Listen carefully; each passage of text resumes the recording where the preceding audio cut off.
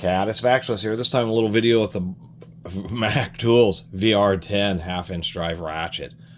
Mac Tools doesn't date all their tools.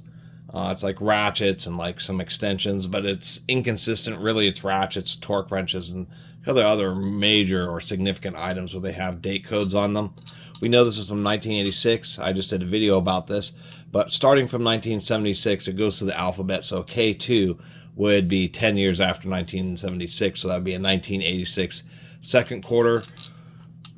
It goes through the alphabet, stops at 2002, and then what they do is they just rerun the alphabet through, but they reverse the letter. So instead of the letter and number, they reverse it. So if you see a number and then a letter, you know it's after 2002. So for instance, this is 2004.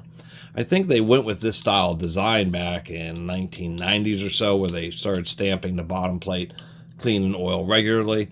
And when they changed the overall design for the screws to go through the ratchet body and into the bottom plate, that way if there's any stripping of the bottom plate or the threaded holes, it's all replaced in the rebuild kit, and the screw goes through to the top of the switch.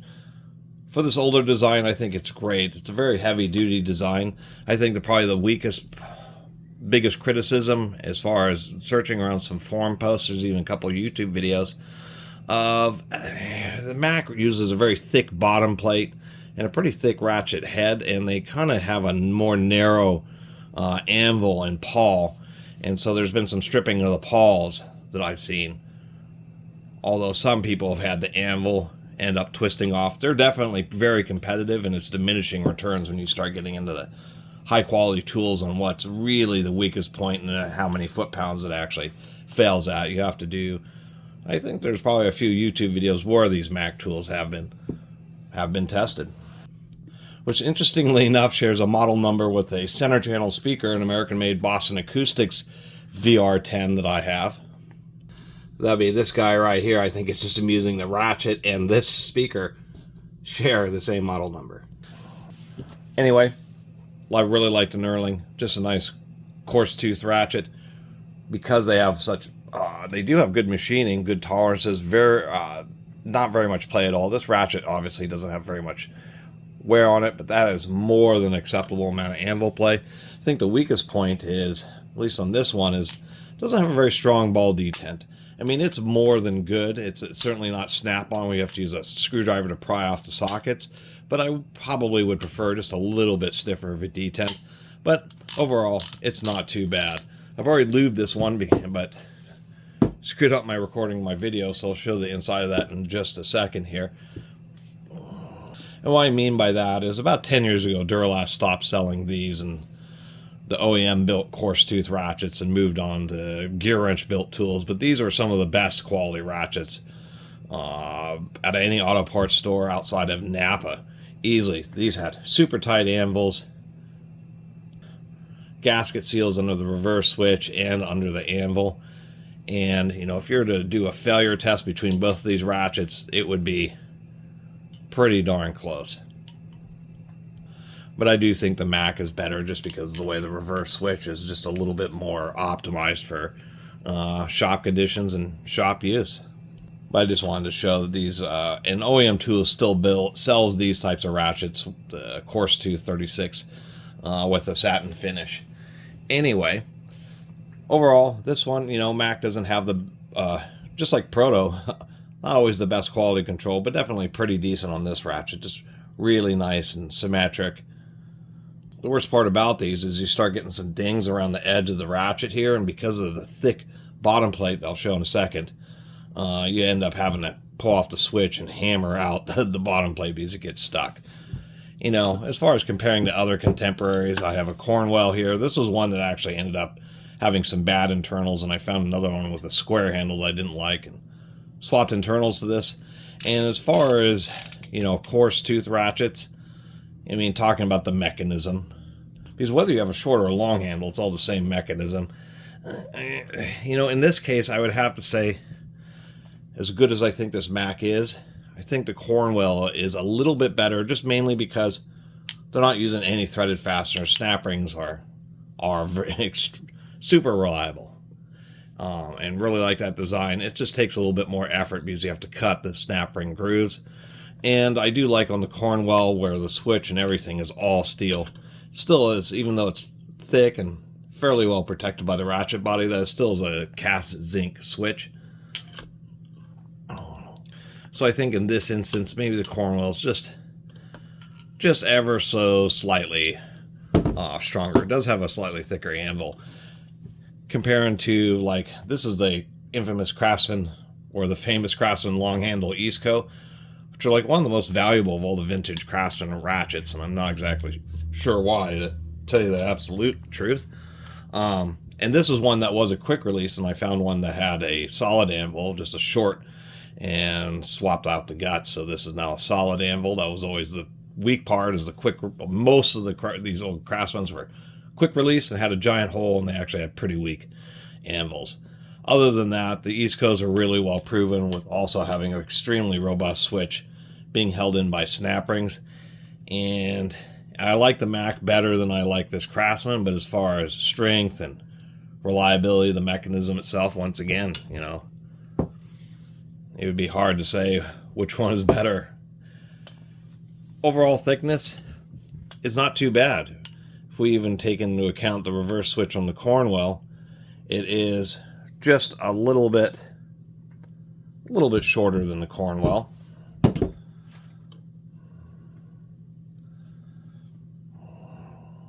And just for giggles, this is an old Bonnie, very high quality tools. People really like the Bonnie tools. Bonnie was one of the first, or the first really, to advertise in like 1922.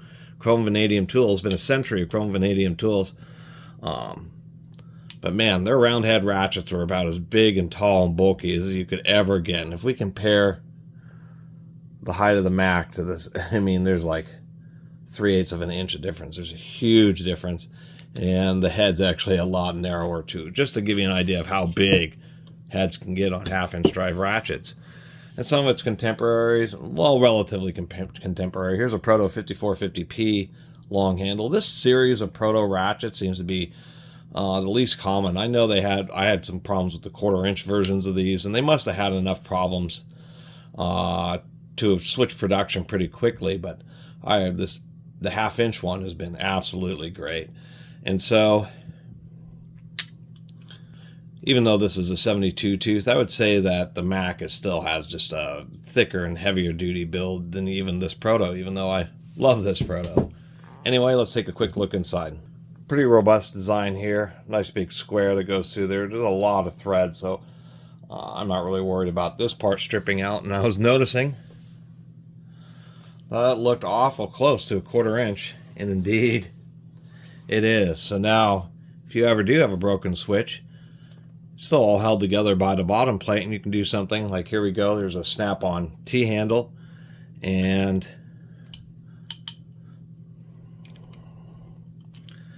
now we have a extended reach reverse lever. So snap-on reverse lever on a Mac ratchet. Isn't that neat? I've never noticed something like that before. It's reminiscent of these old school ratchets where they had the reverse lever much lower down so you could hit the lever without having to change your grip position. Long lost art on ratchets. But with this Mac, you can bring something like that back. You could do things like this, for instance.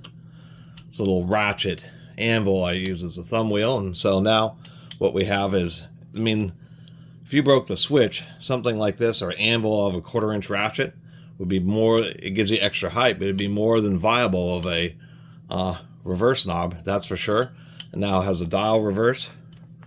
You can even go more robust and put it in a big old thumb wheel. And so now what we have is a ultra robust, super easy dial reverse lever.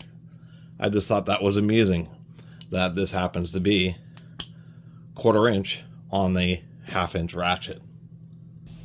Just use light machine oil, some old motor oil, just not grease, because grease, even in coarse tooth ratchets like this, slows down the ratchet pawl, and that can contribute to early pawl wear. And when the grease hardens, it really slows it down. So if you're ratcheting, the pawl will be slow to engage the next tooth, and will be partially engaged. Of course, the way you have to knock it apart, it kind of gets a little funky on you, and you'll want to make sure that you don't lose the detent ball when you do disassemble these. That is for sure super easy to do, but we'll toss that back in there.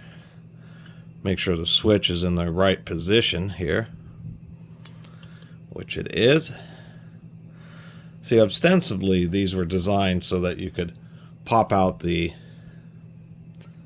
bottom plate and the pawl and everything stays in place, but I'll show you in a second here. Get this back together.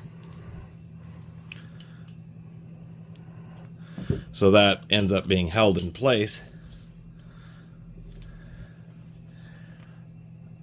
So you can just pop this out, but you can see that they use an extra thick bottom plate, and it's a little bit of dings around this edge, and that bottom plate just ends up getting locked up in there, and you really got to like pound it out, to tell you the truth.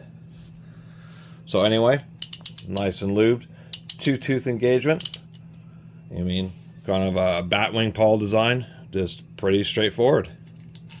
Anyway, so that's my review of this more classic Mac 1986 half-inch drive VR10 basic ratchet. Definitely pretty heavy duty and representative of some of Mac's better tools. A lot of their stuff, once again, just, you know, isn't my favorite. I've had a couple of Mac tools over the years. One was a locked up 1/4 inch and went by the truck, and you know, it really depends on the particular driver, but being a truck tool brand, they just aren't catered. They're just not like, you know, Harbor Freight, where you walk in with an old tool and they just swap it out. Depends if you're really a customer of theirs or if you have a more generous. Otherwise, you have to pay to mail it back to Mac. But besides that, I mean, not a bad ratchet. Paid $30 for it at a estate sale. Same place I got those double knurled extensions, as I mentioned in that extensions video. They actually had a lot more Mac tools. Excuse me. Bumping everything around here. But they were priced about 50%, 30 to 50% below eBay prices. They did their research and were actually smart about it. I mean, they priced them cheap enough to where somebody wanted to make money reselling, they would have had to buy, like, you know, spend whatever, $1,000 and buy all the tools to try to make a couple $100. But they're designed for, you know, the prices were, I think, were smart. I haven't really accounted, a lot of estate sales are either they're pretty cheap or they're, I don't really know the value of stuff, or they're, you know, when they come across tools like this, they just charge eBay prices or even higher, and it's just absurd. Where these people were smart. They're, you know, somebody come in, and if they looked it up, they say, oh, it's a lot cheaper than eBay or something like that. So, and a lot of people were buying them. And so I ended up with the extensions and this half-inch ratchet. Anyway, thanks for watching.